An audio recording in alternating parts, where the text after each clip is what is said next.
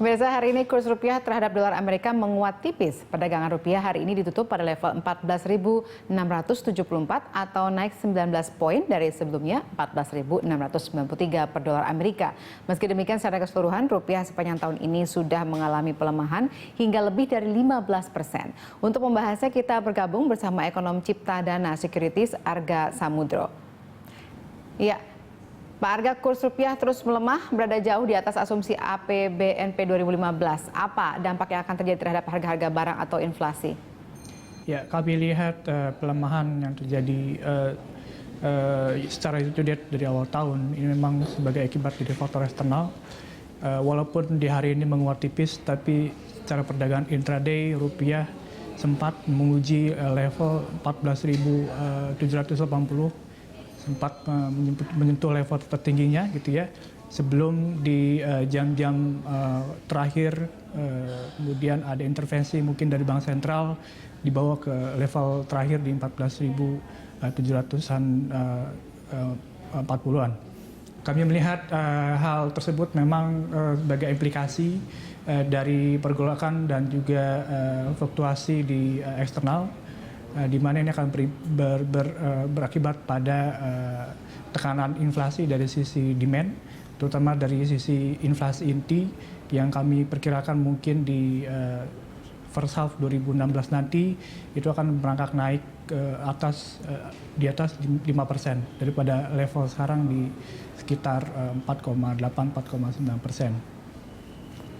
Iya, jadi diperkirakan inflasi akan naik ya, begitu. Nah, apakah kondisi ini bisa mengurangi kemampuan daya beli masyarakat?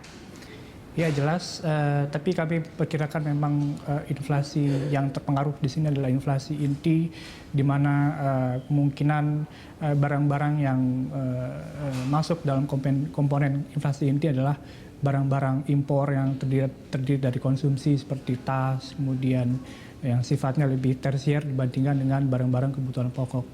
Kalau menurut kami barang-barang kebutuhan pokok memang sifatnya lebih kepada pengaruh dari harga internal dan dari sisi supply demand gitu ya.